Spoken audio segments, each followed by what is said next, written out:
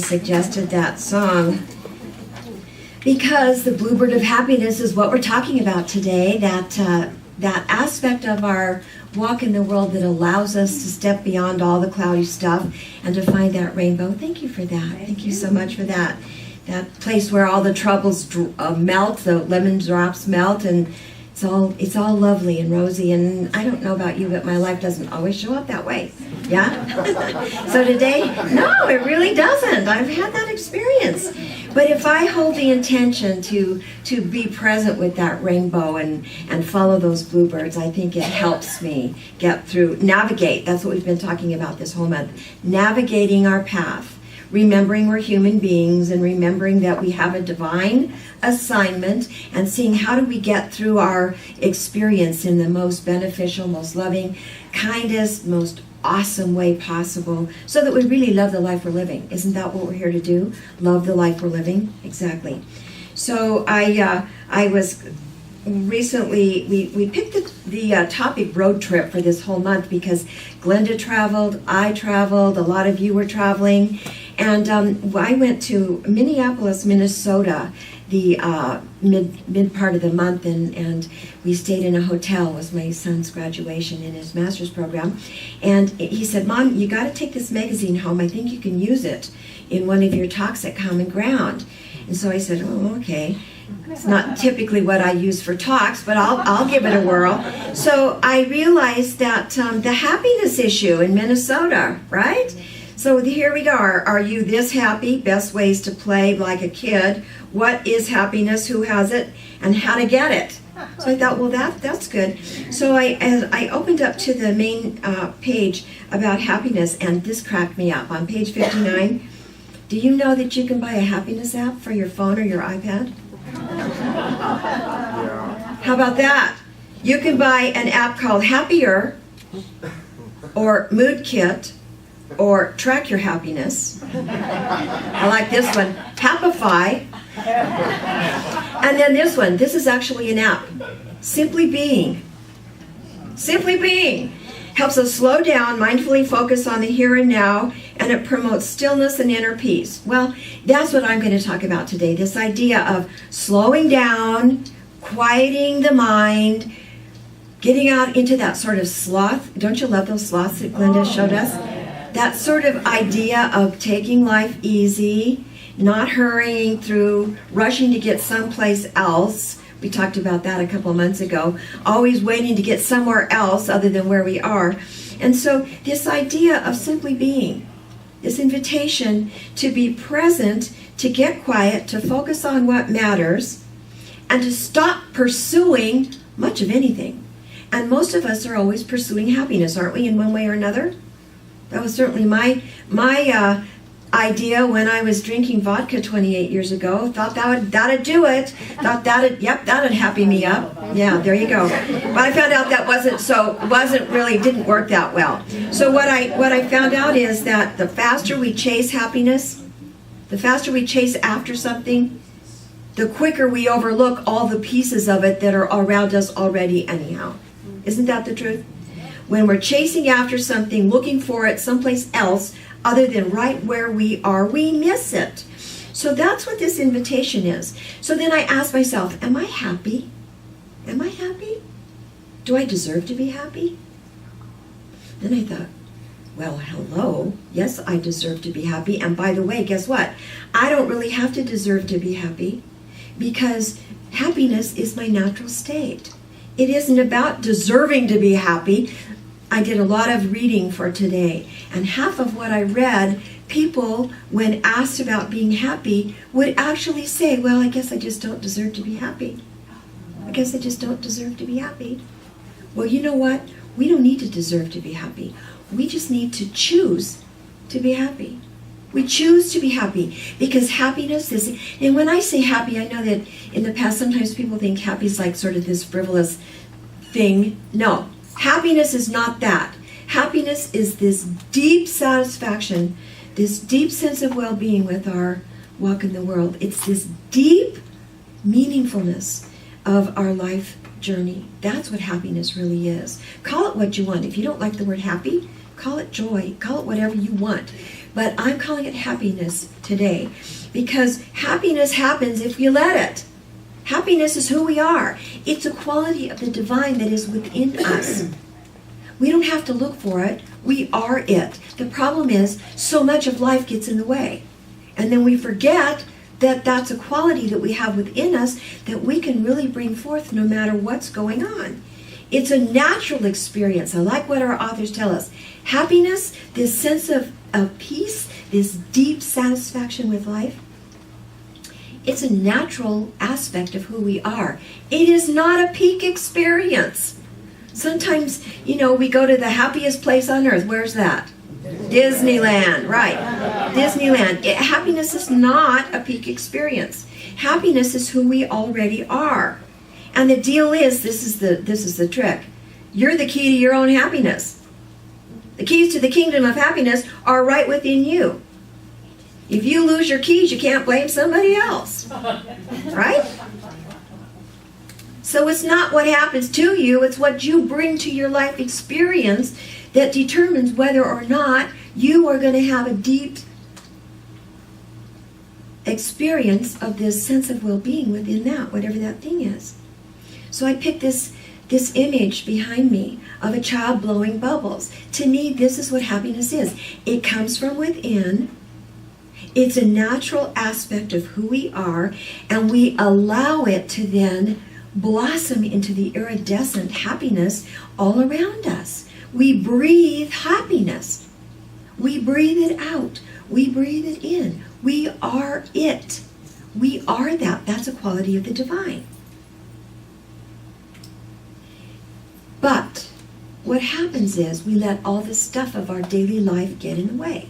Our perceptions, our thoughts, our beliefs, the news, our overall response to life determines how we're going to be experiencing this beautiful iridescent happiness that we are entitled to as part of our beingness, you see. And when we know we're connected, when we know we're part of it all, then we can more quickly tap into that state of well-being. It's not a passing mood. Happy today and not happy, 3 hours later. That's a choice. That's a choice. We get to choose how much of our time we focus on having this deep sense of well-being. Now, does that mean, Glenda and I have a very different outpicturing of happiness. Have you noticed? My outpicturing of happiness is kind of formal and reserved and a little bit stiff and a little bit, like this. And she's not. She's got this joyful, effervescent, bubbly, Sally, Dick and Jane Sally, stomping around in the mud puddle with the little yellow frilly dress. Our happiness outpictures in different ways. But we have, I hope I'm making my point here. It doesn't have to look a certain way. We can be deeply happy. Nobody even knows it, really, but they feel it. We emanate that energy. So, David, do me a favor and go to the next slide. David, go to the. Thank you. I think he's watching a movie. Okay, can everybody see this picture? This is our 90-year-old birthday celebration. It's my mom, Alice. And what I want to express here is that happiness is an attitude that we bring to our life experience. It's a way of being present with our life experience. Now, of course, this is a little bit self-indulgent because I adore my mother and I'm deeply proud of her at her age 90 for being an example for all of us of what being 90 years old can look like. Yes. She's beautiful, she's strong, she's run circles around me. I have to sit down and take a rest, and she's going, you go over there and sit under that tree and recuperate while I chop down this tree. And I'm not kidding, because if you look at the picture, you see what Alice got for her birthday. We went to a lovely dinner with the whole family. You know what she got for her birthday? A pitchfork and an aerator for her lawn. And that's because she does her own gardening. And that was a wonderful gift, that shiny new pitchfork. Now she can return the one she borrowed from her neighbor. See? But what I want to say is, this is my point, and I can use this example because I know this story. But this is about bringing happiness to life no matter what. So do you think Alice has lived for 90 years and experienced no problems? I don't think so. Alice was raised in an orphanage. She had a difficult childhood. Things were not always rosy. She's lived in a difficult world. Do you know the changes a person sees in the world? The chaos, the wars, the this, the that's, the human condition a person sees in 90 years of life? Do you hear what I'm saying? Do you think that Alice always feels real well?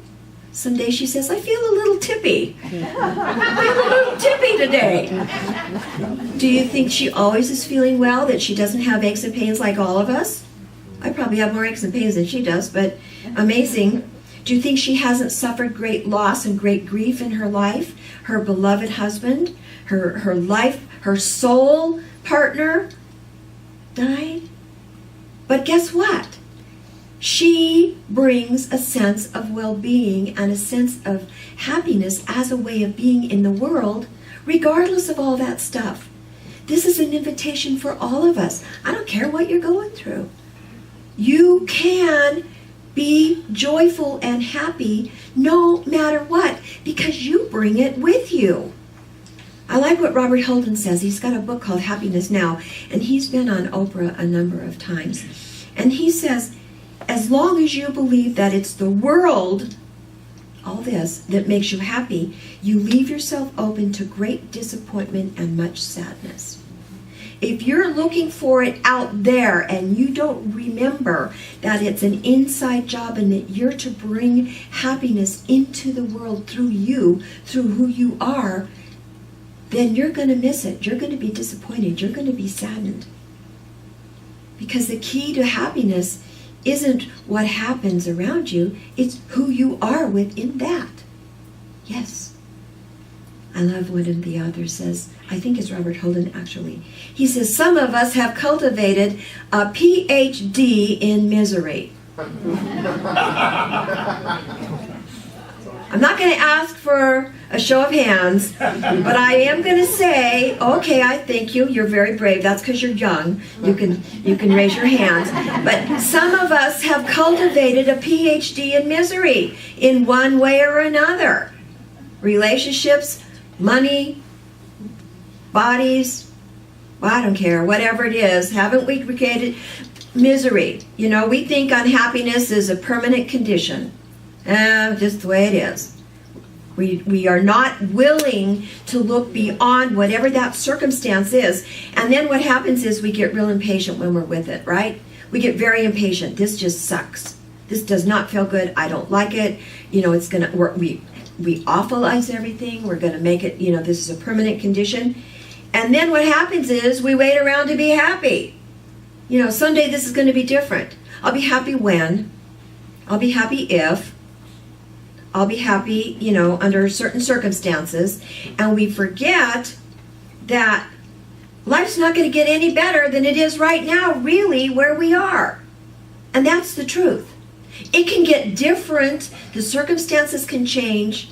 But who we are within that is who we are within that. So we have to cultivate the capacity to shift our perception, to shift our way of being present with whatever that thing is. Some people, and I count myself among those, are going through difficult things. Or family members are going through difficult things. And if I wait to be happy when this thing's over, or if it goes my way, I may never be happy. Yeah, you know what I mean? I have to have the capacity to be happy right now within whatever this thing is. And part of it is acceptance. Part of it is allowing the isness just as it is, to have life be life on life's terms and not need it to be different than it is. That's a biggie. That's an Eckhart Tolle teaching from The Power of Now. If we can accept the nowness of the moment and not want it to be any different than it is. Now, of course, it would be nice. And we always have aspirations, right, of what it could look like, and we hold intentions. That's great. But if we get sucked into the abyss in the moment, we're not going to ever recognize the energy of this happiness that's around us in the moment. So what we have to do is we have to give up all of our preconceived ideas about what happiness needs to look like. It doesn't need to look like it's all going my way, right? It doesn't need to look like that. What happiness looks like is Alice. It looks like being fully present, participating in life, engaging in the experience of life on life's terms in the moment, no matter how it shows up, and just be present with that. That's why this talk topic, don't hurry, be happy. It doesn't say find happiness. It says be happy. Be happy. Don't waste your time and energy on things that don't matter or on things that aren't happening, that aren't, that you want to have happen when or if. Don't waste your energy on that. Be fully present in the moment with what is. Live whatever that experience is, that direct experience in the moment, right now, from that sense of aliveness, that sense of joy, that sense that knows that the keys to the inner kingdom, that happiness, are right here. I get to decide. I get to decide if I experience joy. What I get from this is that this happy experience, this joyful experience, this deep, meaningful experience of life, guess what? That is the ultimate expression of our divinity within our human experience, whatever that looks like in the moment. So here's your invitation. Slow down. Take a clue from those beautiful sloths. Go through life in an easy way. Get quiet. Get focused. Pay attention to the things that matter in life. And ask yourself, just ask yourself, in this exact moment of time, am I choosing to be happy right now in this experience? And then look at your answer. Thank you for listening.